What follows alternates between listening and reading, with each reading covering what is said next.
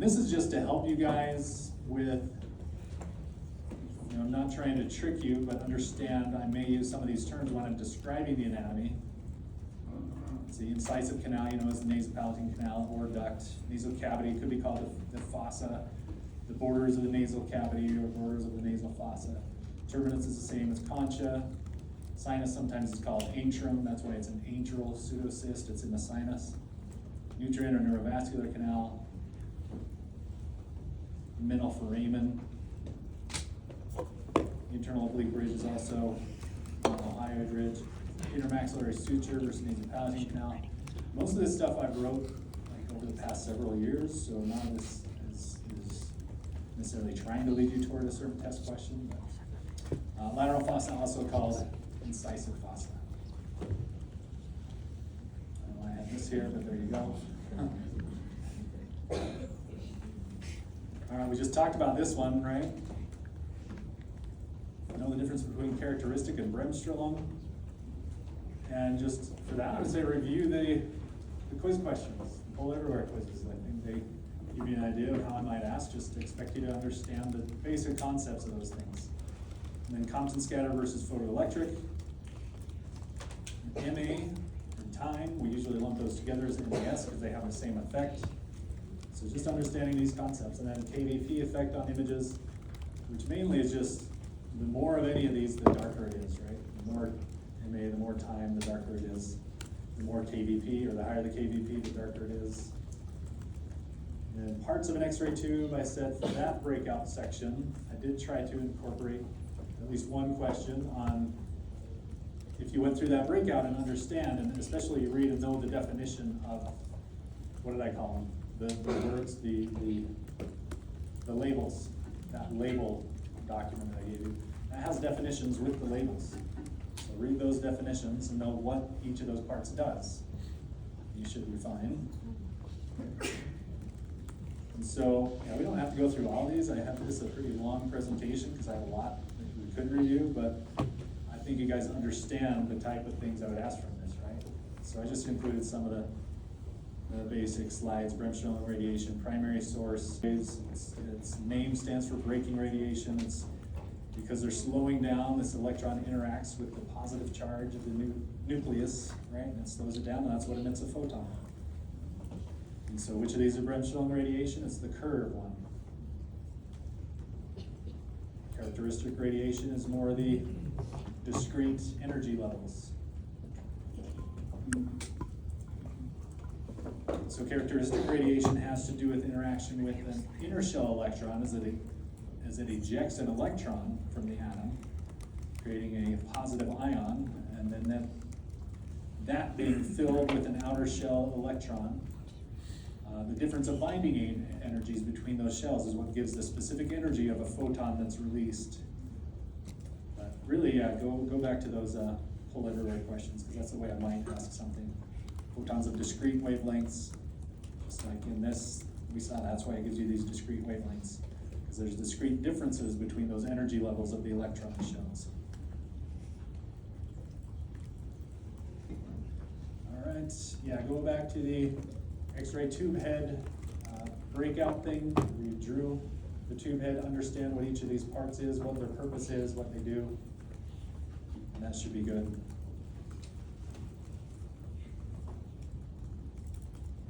And this again, so we just talked about characteristic. Understand why we do filtration. It's for that one of the texts kind of talks about this as being filtered out because of filtration. And that's why you have a curve of Bremsstrahlung. Let me know if you have any questions, otherwise I'll just kind of go through these. And so if you could explain how X-rays are generated, I think you'd do pretty well. Meaning, if you could explain in your words how Bremsstrahlung happens, interaction of an electron with a positively charged nucleus of an atom, it's slowing down, and that loss of energy is what releases an X-ray photon.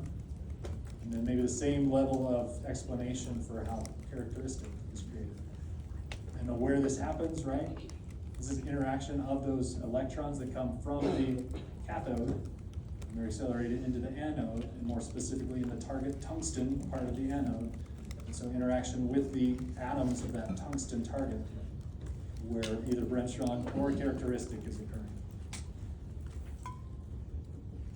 So, where electrons form, and just to get you thinking, these are not specifically from the test, so don't only think if you memorize these 4 questions, you're good. Just FYI. But they're formed in what part? Cathode. Remember cathode negative, anode positive, which is different than in most other engineering applications. I said I looked that up once, but I don't remember why it's that way. That's the way it is in radiology and X-ray tubes. What type of interaction responsible for a majority of our X-rays? In our Bremsstrahlung creates most of them. And in fact, if it's under 69.5, your kVp, you're not getting any significant characteristic photons. All right, what's Compton scatter have to do with? Is this X-ray production? Or what does it have to do with X-rays? This is X-rays as are passing through a patient and interacting with the patient tissues. Compton was one we said primarily attenuates the beam. Most of the interactions are Compton scattering, which is not ideal for creating the image because they scatter off in the different directions. Some of those hit the detector, that leads to noise. So it does lead to attenuation of the beam, but it's not ideal.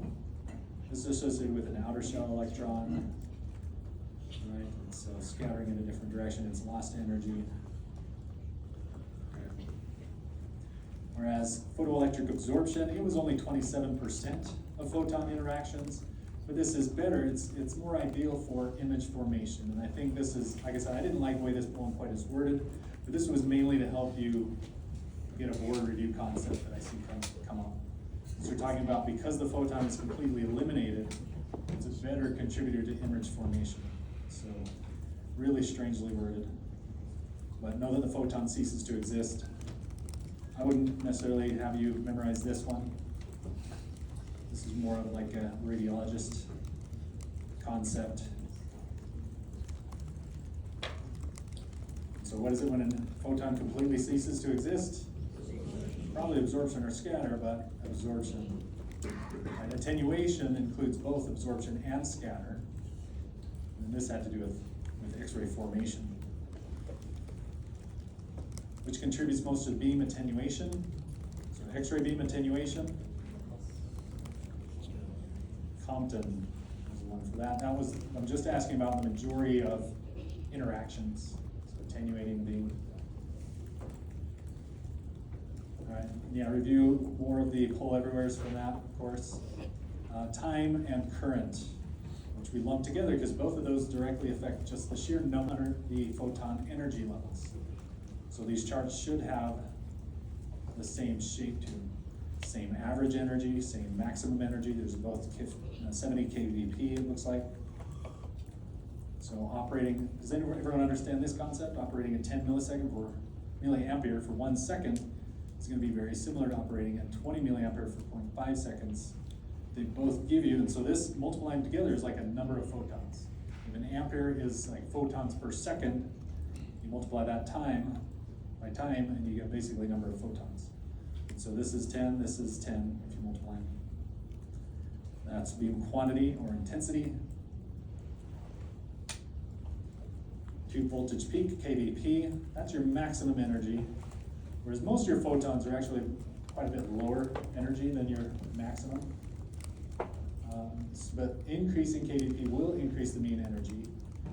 It does also increase maximum, obviously, because that's what it's named after, but also increases the number of photons generated, even though that may not be your initial intent. One of the reasons that increasing kVp has a lot better, or a lot higher effect on increasing image darkness comparing to MA or S. Yeah, but mainly, I think, understand the clinical concepts like this. So you have a large patient, very thick tissues. How might you change the beam to attain the same image brightness as a smaller patient? So if you just had a child and you have it on child settings, now you have an adult or someone with really thick tissues, how do you want to change these things to maintain the same image brightness? You're going to need to kind of increase the darkness, right?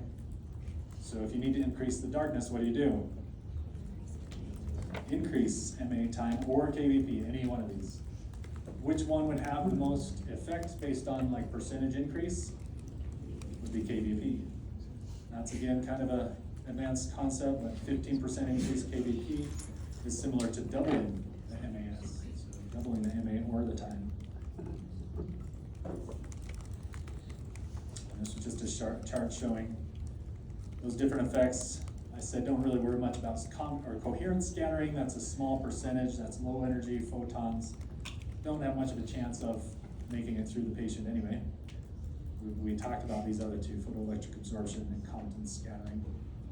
Whereas these ones that go straight through, those are the ones that are actually creating the picture. That's your shadow casting. That's what creates the shadow. But Compton, they scatter off in different directions. That can lead to noise. And this was our distance rule. So it's the distance squared rule, right? Inverse squared law.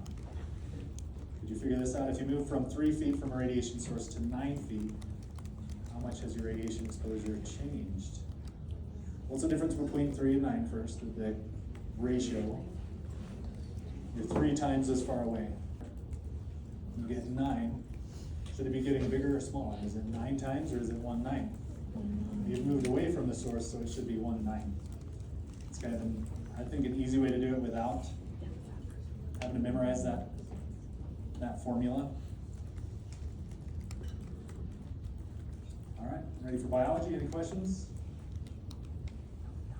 Radiation biology. I did say you should memorize some dose, no stochastic versus deterministic.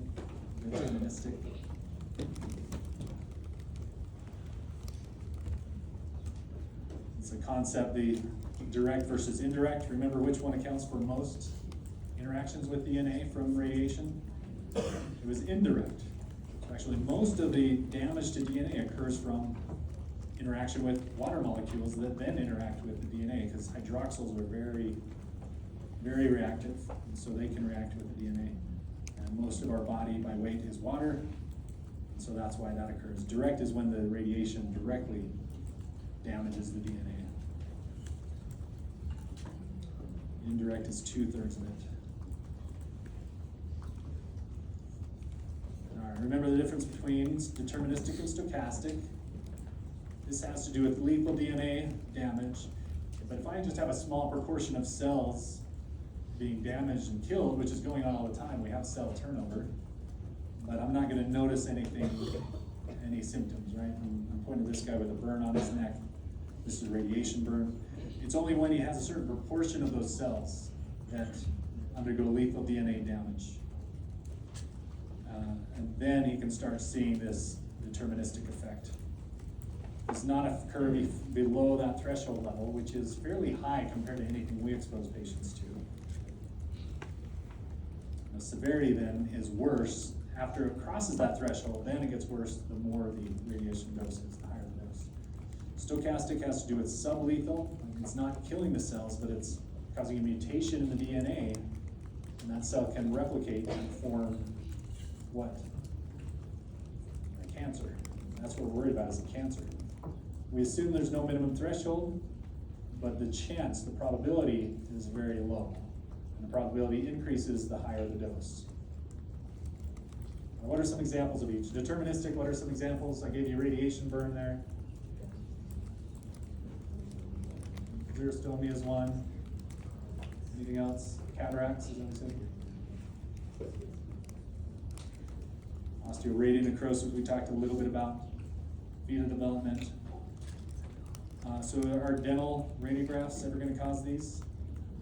No, it won't cause any of these effects. But anything that's a cancer, and we could list dozens of cancers: leukemia, thyroid cancer, salivary gland tumor, squamous cell carcinoma. Any cancer could be caused by radiation.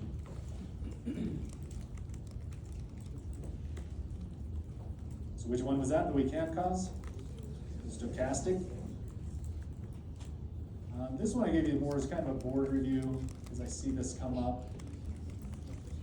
Which is most radiosensitive, meaning most prone to damage from radiation? let's see, yeah, these ones I'm expecting to see that small lymphocyte, but that's not on there, that's most radiosensitive. Of these ones, we think D, right? Epithelial cells, because there's a higher turnover rate. Most resistant to most sensitive. Muscles, fairly radioresistant.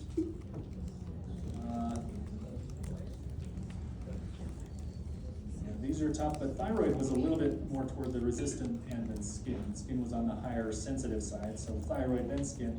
And we said small lymphocyte was the most sensitive to radiation. Can dental radiograph cause cancer in an embryo or fetus? This was maybe, yeah, yes, not been proven, but we assume even the smallest dose could cause a cancer. So that's our stochastic effect. If I asked you if it could cause a birth defect, that's where we know that's a deterministic effect. Thought question, why do we treat malignancy with radiation? Causes malignancy. I think I asked you this when we were going through it. Because cancer cells are a lot more susceptible to radiation. Like we were talking about those laws that make certain cells more and less susceptible. The higher the turnover, the more susceptible they are to radiation. And cancer cells have super high turnover, and so they're very reactive to radiation. And so we're killing the existing cancer. And yeah, with the amount of doses they give for radiation therapy, there's a risk of creating a new cancer. But they're willing to accept that risk because they need to get rid of the cancer that's there now. All right, exposure was just the inherent property of an X-ray beam, capacity of ionizing matter. You don't have to memorize these conversions. You might know that Röntgen is just an exposure unit. It's not a dose unit. Gray can be dose or exposure, but everything I talk to you about will be in sievert. Sievert could be equivalent dose, but I like to talk about effective dose. So that's so we can compare one study to the other. That has to do with tissue weighting factors. The fact that, so if we ignore tissue weighting factors for a moment, you can think of effective dose as, okay, if I have a whole body radiation exposure to one sievert, that's pretty dangerous. If I just expose my finger to one sievert, that's a lot less dangerous. So just ignoring tissue weighting factors, I could say, okay, that's only like 2% of my body, 1% of my body. So that's 1% as dangerous as a full body exposure. But then also take into effect that some tissues are more sensitive to radiation than others. I don't have the most sensitive tissues in my finger. I guess there's marrow that's somewhat sensitive, but some of these other ones that they take into account aren't as sensitive. So that actually weights it even less than that 1% that's exposed. So it's just a way to compare the risk of a certain body exposure to a full body exposure. You think of it that way. And so when we do tests, when they did tests, kind of studies to determine the doses from oral radiography, they would put sensors in these dummies. Some would be where they would approximate the salivary gland, some would be where the skin was, the skin dose, the bone dose, and they would calculate all that and put it in the term of effective dose. Probably way more explanation than you wanted from that, but you do need to know some of these doses. Remember, I said, definitely remember for an average intraoral radiograph, about 5 microsieverts, and that's assuming digital radiography, which most dentists use, assuming round collimation, which most US dentists use. But if you compare with these rectangular collimation, you could actually decrease it by how much if we went from round to rectangular? 80%. And so this is where I get these numbers. The full mouth CCD sensor is about 85 divided by 20. These do end up being about 5 microsieverts per exposure. Panoramic, about 10 to 20. And you can average these things. None of these are going to be exact numbers. So if I give you a test question asking you to compare one thing to another, there should be one that's definitely closest, but it may not be exact. CBCT, think of around 100. Medical CT or multi-slice detector CT, think of about 1,000 microsieverts, or about 10 times as much as a CBCT. And this is, when I compare these two, I'm thinking specifically of a head CT. An abdominal CT would be considerably more. Do they say that here? Head, about 1,000. They do have low-dose protocols. Abdomen, yeah, a lot more. So keep that in mind. Background dose, know those numbers. both your daily and yearly. If you want to round to 10 per day, you can do that, and still you should get to the right answer if I ask about that. So 3,100 microsieverts in a year, or 3.1 millisieverts, is usually how it's reported. And here are those numbers again. So 5 for single dental x-ray, 10 for background radiation, cross-country flight from New York. And that number reported kind of varies. So that one really, I've seen like 20 to 50. But roughly, I think you could put it in terms of, you take a set of x-rays, maybe it's compared to a single trip across the country, right? Here's our head CT again, and then some of these others for comparison.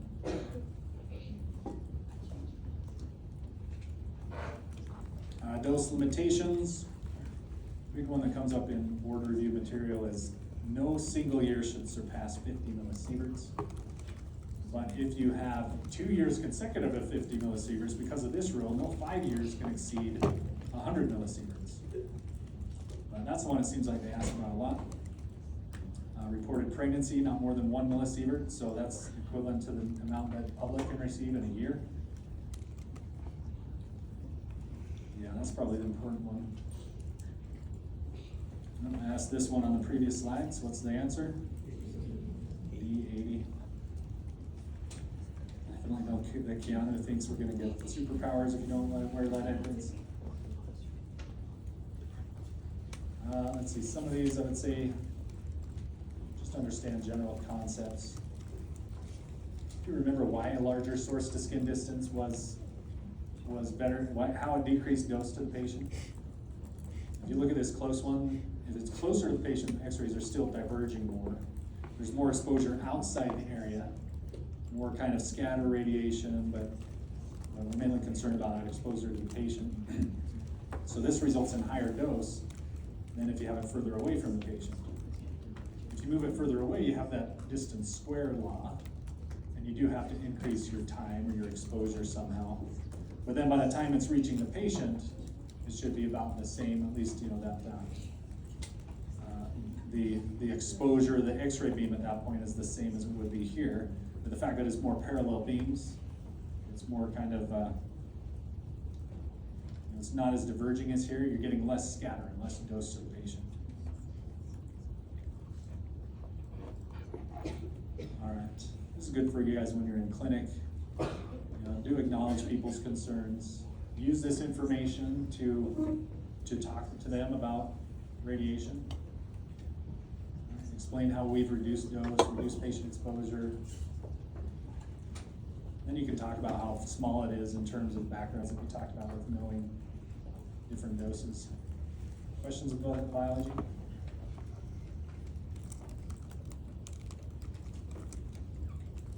All right, geometry. This is the summary of everything.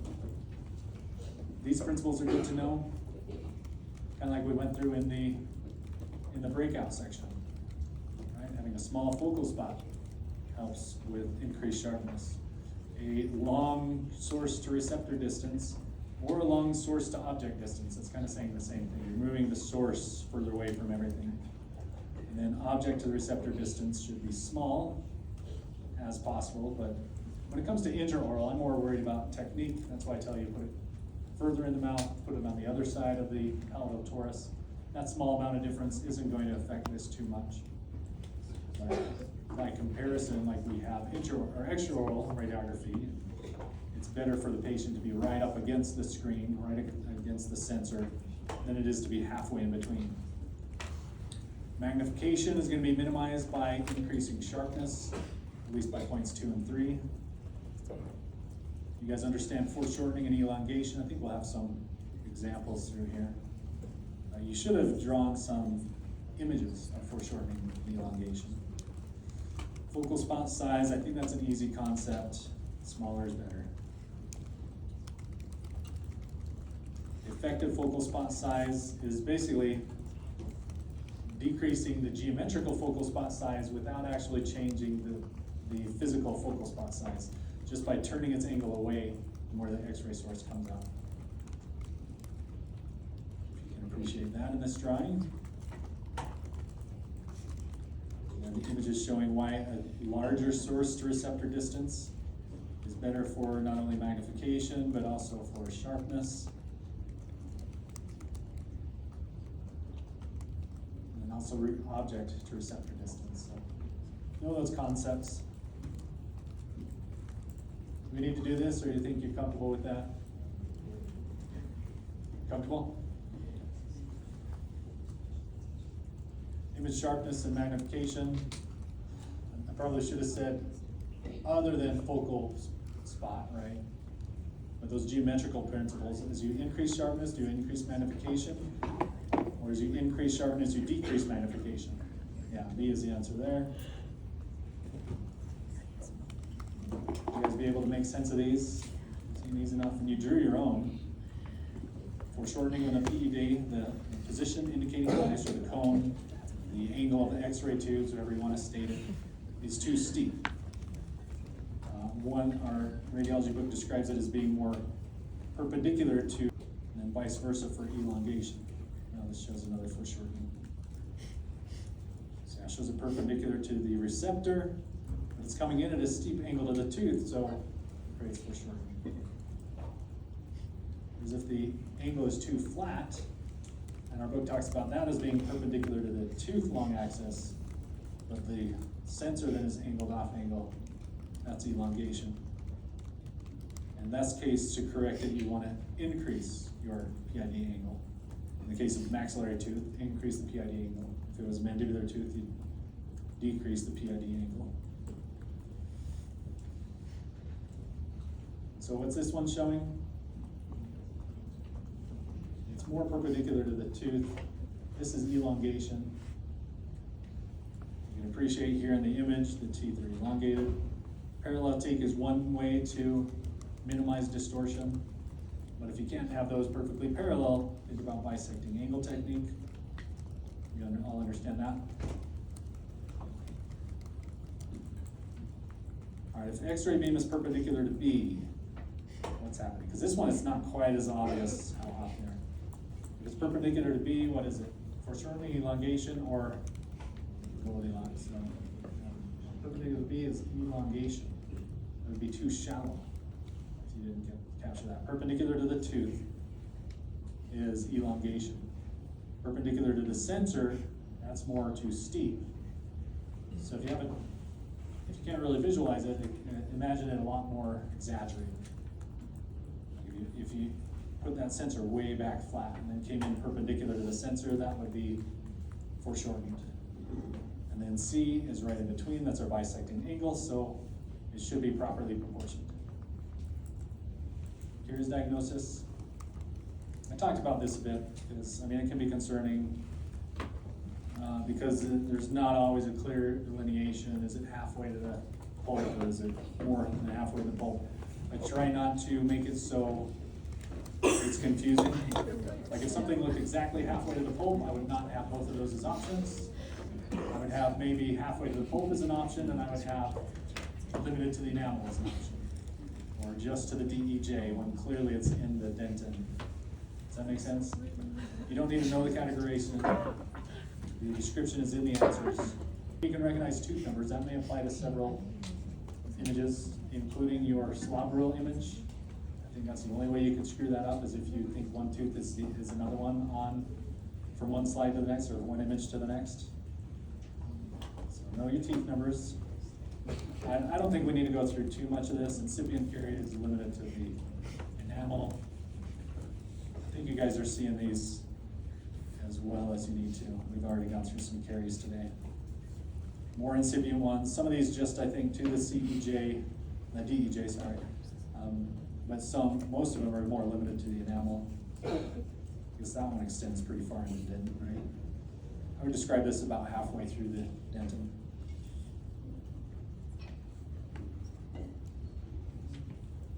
I would still describe these as incipient. Maybe they're to the DEJ.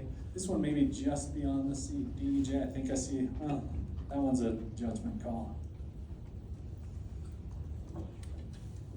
Where's the largest visible lesion? Say the tooth. 13. Don't miss stuff like that. you'd be surprised. I mean, sometimes your eyes are so fixated looking at that small region that I've seen people miss. Maybe not where it stands out quite like this, but you can imagine also having maybe some cervical burnout, the roots look more radiolucent, and missing something like this. So pay attention to that. Extensive, I would say, into the pulm, right? It's all the way through the crown. This was the one where they can be healthy. This is a healthy patient. I don't see any caries.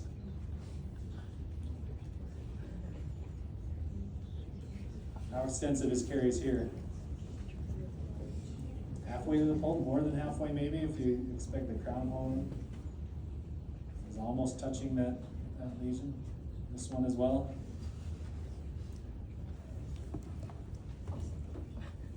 Periodontal. We went through a couple cases where I think you guys understand the concept of determining radiographic bone loss. If I give you measurements, is the radiographic bone loss. So measurements from the CEJ to the alveolar crest. Vertical versus horizontal calculus. Recognize those things. What is this one? Vertical or horizontal? Yeah, there's vertical. The way there's so much more on the distal of both of these teeth, it's not following the line from the CEJ to CEJ. Here's the CEJ line, here's the bone line. That's vertical on the distal of this one. And it's definitely more than 2 millimeters. If I gave you those measurements, you could tell me just how much bone loss there was. What about this one?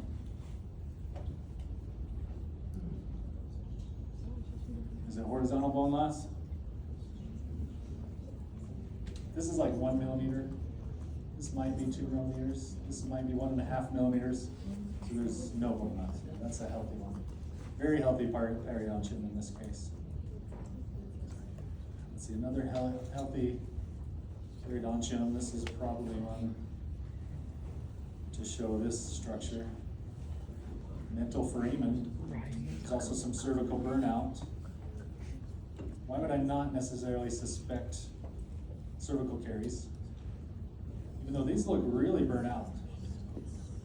Almost has that effect where it's just washed out from caries. If there's no periodontal bone loss, there shouldn't be caries there. So this is more just cervical burnout, although it does look like it's completely washed out the external surface of those teeth. Anything going on there? Or does this look pretty healthy? Is there vertical bone loss right here? I guess is the question. Yeah, there's like a vertical discrepancy between the CEJs, and that's mostly parallel with that one. And it doesn't look like more than 2 millimeters. Pretty parallel lines there. This is a normal, healthy patient, just some discrepancy between both the CEJ and the bone. All right, this article again. Anterior dentition, it doesn't show that nice flat surface in between the teeth, but that can be normal. This is within normal variation. I mainly look at the height here. This is only about 1 millimeter.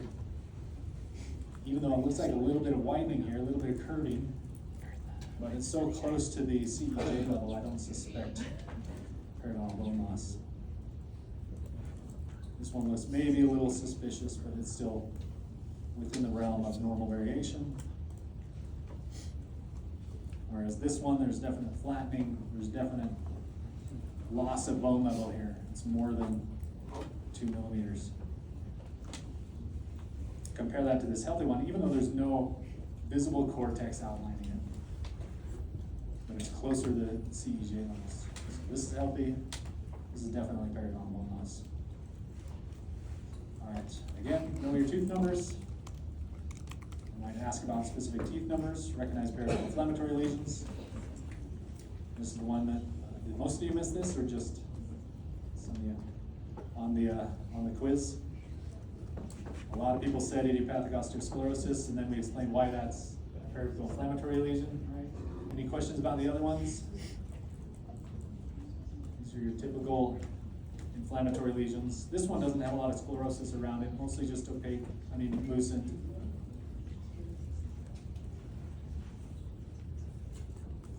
The correct term when you're describing A particularly dense sclerotic periapical inflammatory lesion is what? Is it idiopathic osteosclerosis? Don't confuse that one. No, this is condensing osteitis, or pathology calls it, pathology book calls it sclerosing osteitis.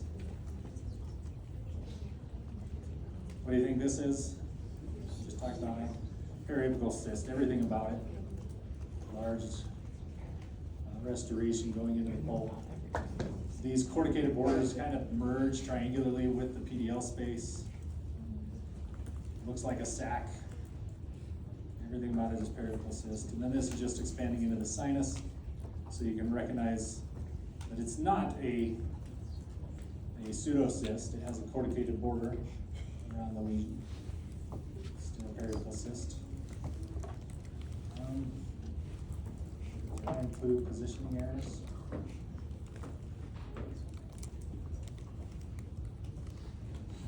So understand these principles of panoramic imaging, focal trough, where things are in relation. Closer to the source or closer to the point of rotation, they get magnified. That magnification is exaggerated in the horizontal dimension, so they mostly look widened horizontally. Closer to the detector from the focal trough will be minimized. So one of the unique things about tomography and panoramic radiography. Lingual objects will project from below. That's why ghost images are projected higher on the other side, because the x-rays are coming from below and going up on patient. So I just said that for ghost images projected higher on the side. The definition of ghost image is between the point of rotation and the detector. No, that's a real image thing. This is right here. Real image between the point of rotation and the detector. Ghost image is between the point of rotation and the source. It's projected to the other side. Oh, here's your ghosts. Scary. Positioning error here. Too far anterior, too far forward. The spine really stands out. Those anterior teeth are narrow. That's what it really tells you. Just seeing that much of the spine, it might have been just too large of size used on a patient. Like if you put a kid in an adult setting, you'd see a lot of their spine. But yeah, those teeth being narrowed anteriorly. What was this one showing? The teeth widened, which we just showed you previously today. Too far back. Anterior teeth widened. Does this one look okay? Look at the hard palate line. A little bit of overlap of those apices, which means likely the chin was up too far. That was an example I noticed earlier where it was just a small patient anatomy that happened. That hard palate line kind of sloping down. There's a little bit of a down-sloping occlusal plane. And so this was chin up just a little bit, but enough to affect that hard palate line, just superimposing the canine, really. This was what? Joker smile, chin is one where the patient's small and they still have overlap of the hard palate line. Pretty aggressive smile line.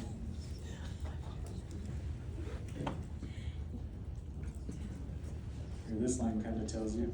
You can also look at the orbits. This one you barely see the floor. This one you see more than halfway through the orbit. And the red line shows you the height of the condyles. The patient's just tilted one side to the other. Yellow line shows you the ghost image of the opposing mandible. So with the right side tilted down, the right side is down further. This is the ghost image of the right side. And the left ghost image is up further. So those ones kind of went in opposite directions because they're ghost image. This was, it's a little subtle. There's a little bit of difference in width, especially if you look at the rami. This ramus is wider than the other side. These teeth are a little wider. Really just recognizing that means rotation. Looks like that guy's turned to the right because the midline is a little bit to the right of the center.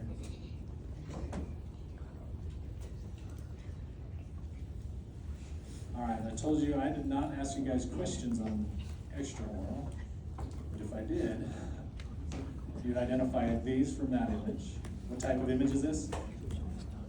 Is this Waters or PA Ceph? This is more straight on. This is the PA Ceph. maybe APCEF, but PACEF is more common. And this is your waters, which is taken for what? It's the indication. Sinusitis. You can see water, you can see fluid in the sinus right here. He does have some sinusitis. Spermal sinus is nice and clear. You can see in the nasal cavity. This outlines the odontoid process of C2, so that's just interesting.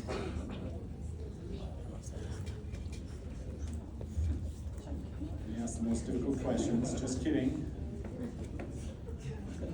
Up, down, or side, side? What's that from? Throwback to Karate Kid there. You want to determine, you want to look at the horizontal change from one to the other, or vertical. In this case, I'll just go through it real quick. If it doesn't make sense, if you need to practice, you can practice. Something, I think these are straight from your practice slides, maybe your breakout.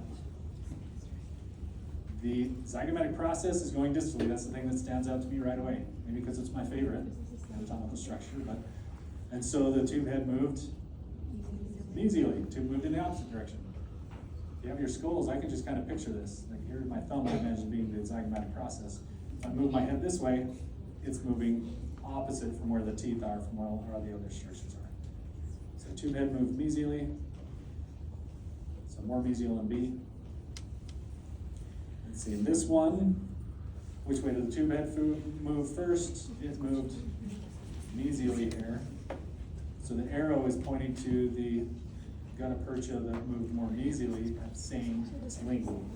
That's the palatal canal here, the buccal canal there. Again, you can just look at it with your thumbs and think, okay, if I move mesial, then the buccal one is moving distally, the palatal one is moving mesially. So the answer for that one is the palatal. Is the canine located more buccal or lingual? Well, let's see, which way did we, tougher one? No, not really. It's pretty apparent you moved distal, I think. Is that right? Because we're seeing these premolars here. Here it was more of a central straight on, right in the midline shot. This one is more off like a canine shot, so it moved distally. The canine in relation to 9, it moved distally. So both moved distally. The canine is acted toward the palatal, lingual or palatal. Good so far? Our supernumerary tooth lie relative to the second premolar. So here's our supernumerary tooth, here's our supernumerary tooth. First I want to say, okay, do I want to be look superior inferior or mesiodistal? There's not a lot of superior inferior change. One thing you can notice is the zygomatic process of the maxilla, but you also notice you see what? Canine. Where's the canine here? It's way up here. Both of those things actually tell me it moved mesially. And the object moved in what direction compared to this? It moved mesially. So same direction. It's a palatal object. Crown lies palatal to this second premolar. All right. Last one real quick. This one I want to do superior inferior because I'm going really steeply superiorly angulated. I see a lot of separation of those cusps. There's some foreshortening likely, or at least there's a lot of separation between buccal and palatal things.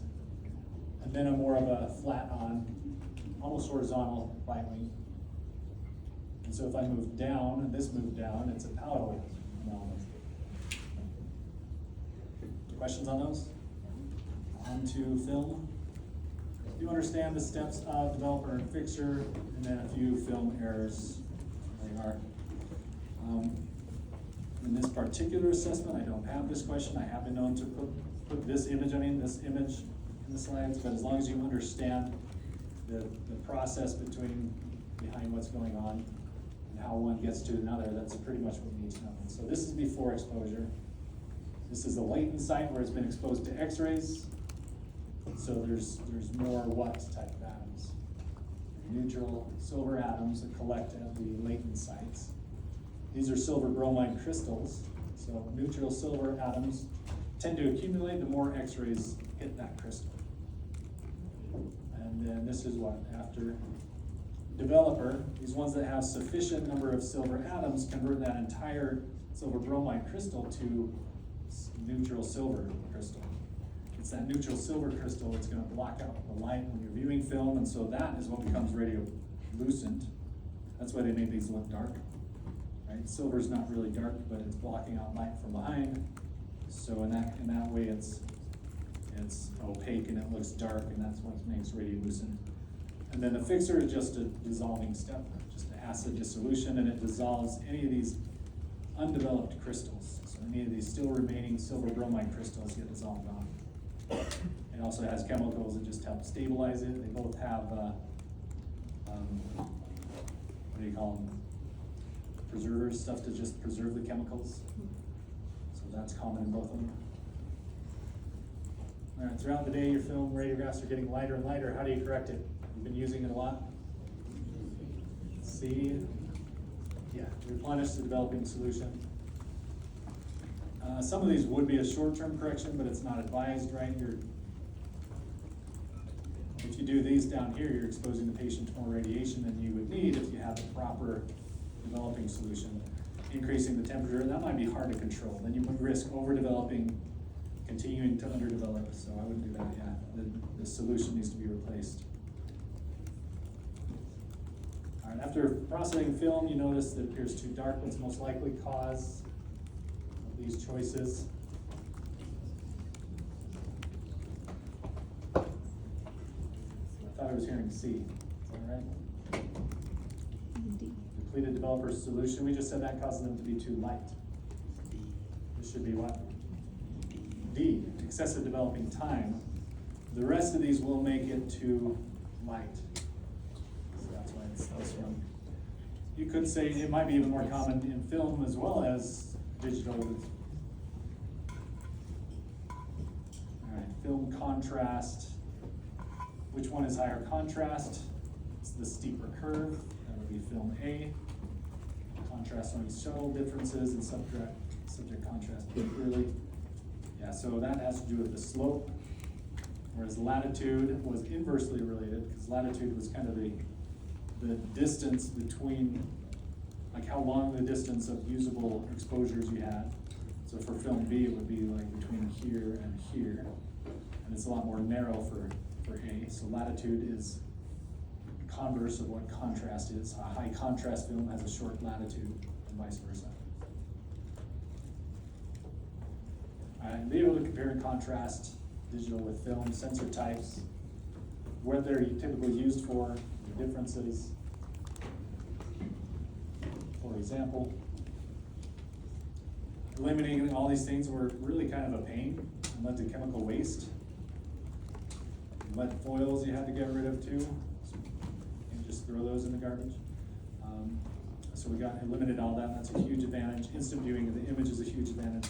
Less radiation dose per exposure. Even by the fastest films, we reduced dose by half. Lower cost per image, even though there's a high upfront cost. These are very expensive sensors, but you just reuse them over and over without having to buy new film, without having to buy new solution to develop it. And then I really like this advantage, being able to change the brightness and contrast, adjust to whatever you need to see. All the tools that we have in the software we use in MyPacs. Remote electronic consultation, that's an advantage. Being able to send to radiology or view yourself outside of the office. Disadvantage of digital. High initial cost, we said, even though per image basis, it ends up being a lower cost. Resolution not quite as good as film. Sensor size can seem bulky. This may be, if nobody has a computer network, I don't know if anybody, I mean, there's obviously some people that might be a hurdle for, but you know, most cases dental offices have those.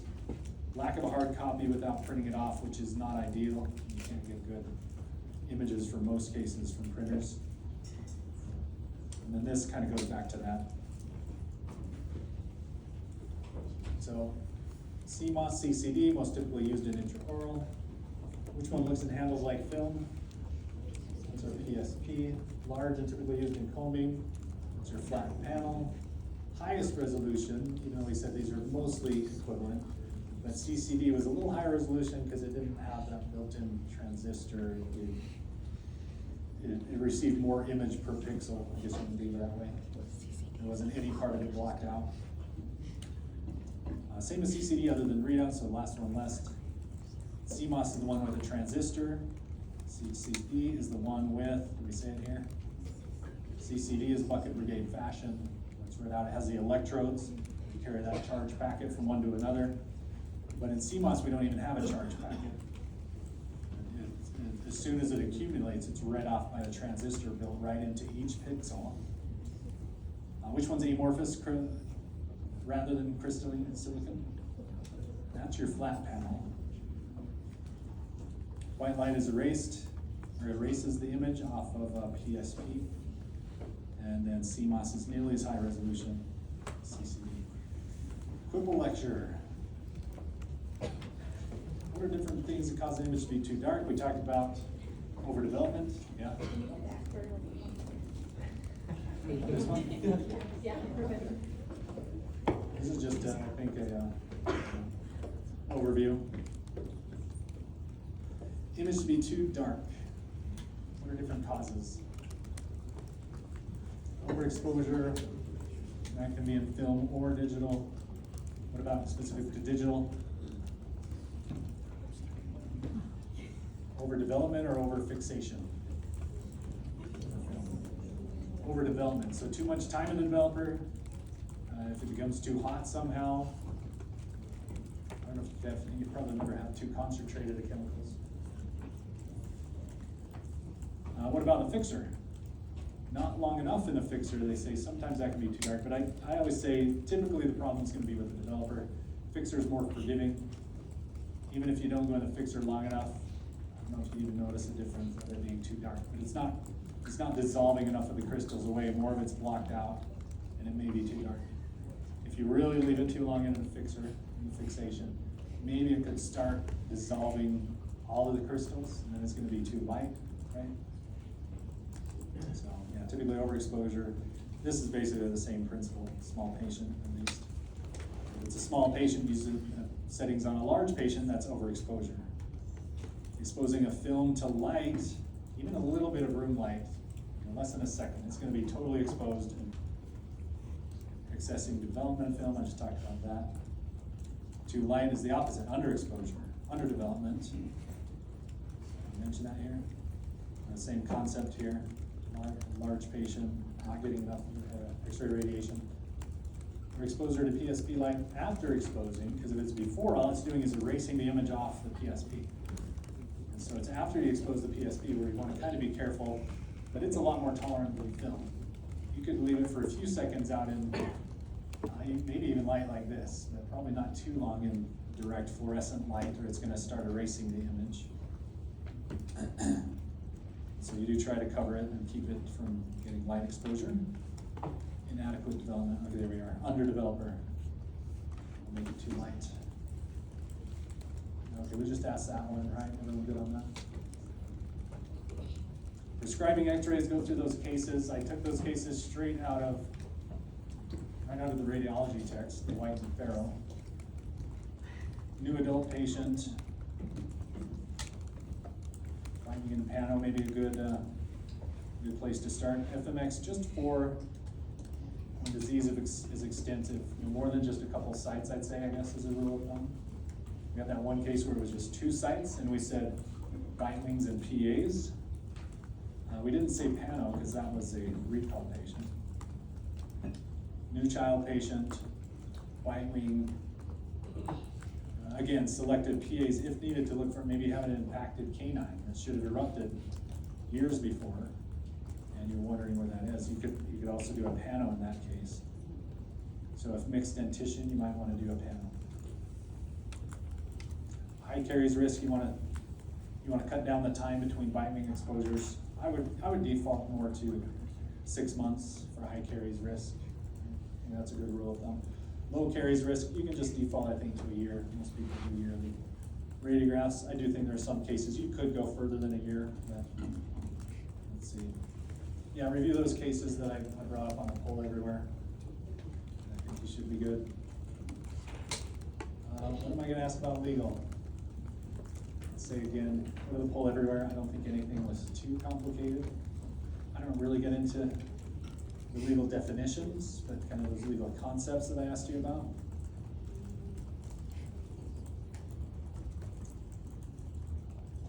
We just went over this stuff today, common periodontal pathology. I think you guys were getting, for the most part, distinguishing between those things. Donogenic versus non, categorizing cyst or benign tumor versus malignant or inflammatory, and then I threw this one out. We'll discuss that more in oral path. So these you all recognize. Hopefully, what is lower left? Anyone recognize what that is? Is that condensing osteitis? Can we get a thumbs up or thumbs down? A lot of thumbs down. No, not condensing osteitis. Is it idiopathic osteosclerosis? Yeah. There's some resorption of the mesial root, but not really lucencies of the apices. This is an idiopathic osteosclerosis. What's B? Is that a cemento-osseous dysplasia? Yes. Response, no response.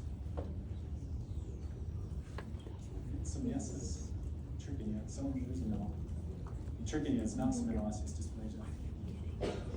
Thumbs down. What would it be other than cemento-osseous dysplasia? That was a little subtle one. At first I was thinking, you don't need to know this, then I realized, oh, I did include that in that list of common periodontal things. Cementoblastoma. And the resorption of the root is a big one. The very round appearance is another one. So you might confuse those two, but look at the root resorption, really round appearance. Cemento-osseous dysplasia tends to calcify in the center first. This has a leading pattern, which was cemento-blastoma. So I think if you compare this to a lot of those cemento-osseous dysplasia, you'll see the difference. You good on that one? If nothing else, just memorize what that looks like. What's this one? Seen this a couple times. Well-defined continuous PDL space. Nothing going in the crown of the tooth, so obviously condensing osteitis, right? No. Obviously. Idiopathic osteosclerosis? Yeah. It's idiopathic osteosclerosis. What are these ones? Are those just dense bone islands, just more idiopathic osteosclerosis? Yeah, that was more your tori, your mandibular tori. Or an exostosis, buccal exostosis can look just like this. This is kind of large for buccal exostosis. But those lingual tori can get pretty large. They're well-defined, uniformly opaque, nice smooth borders. That's your lingual tori. Oh, there's another one came up. What's this one? Hypercematosis. What are these? Ones on the left are external resorptions, one on the right are internal. The internal resorption is like the snake that ate a mouse. The canal goes around it. I don't have the examples here, but if you go back to that PowerPoint, you had external resorption that overlapped the canals, and then you could see the canals continuous through. Kind of like this one, but this is more a facial composite. This is more your classic external resorption where it occurs at the apices. Let's see, basic interpretation cases we went over. And then we went over some of those 5340 cases. That was that PowerPoint. Or the poll everywhere we just did before this. Yeah, you guys have access to those, so look at some of those. Especially the ones we went over. Remember this, dense bone island, I said that's synonymous with idiopathic osteosclerosis, as is anostosis. Condensing osteitis, don't confuse this. This implies tooth necrosis. It implies a periapical inflammatory lesion. So that's why you're looking for those signs of lucency of the apices for condensing osteitis. And hyperostosis is just a generic term for an overgrowth of bone that includes tori, both palatal and lingual tori, and exostoses. Right? All of these are just, all this first bullet point, this third one, just overgrowths of bone. This one just happens to be inside marrow space. What's this? What's this? What do you think that is? Is this an atrial pseudocyst? Is it something else?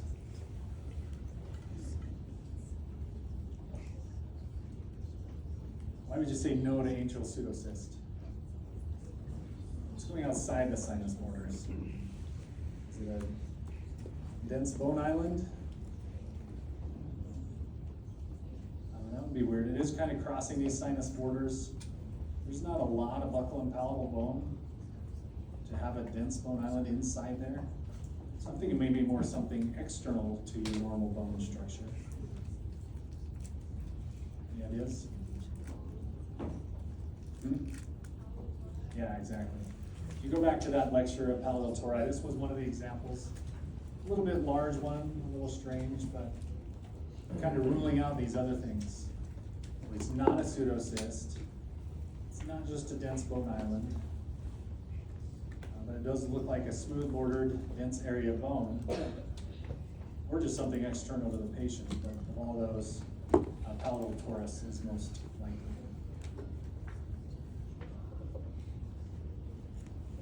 Epicenter, these ones hopefully are easy for you. Is this odontogenic or non-odontogenic? Odontogenic, and that one, non-odontogenic, it's below the canal. And we showed you the example of the ones where they're in the canal and it's neural or vascular.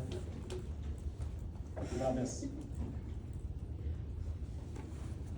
Your eyes go right to the sinus borders to look for some malignancy.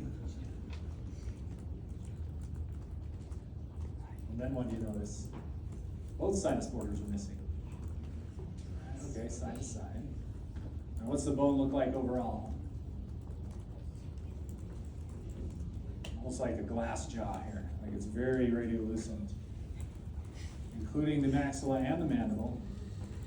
The x-rays just blew right through that bone. Not a lot of narrow space.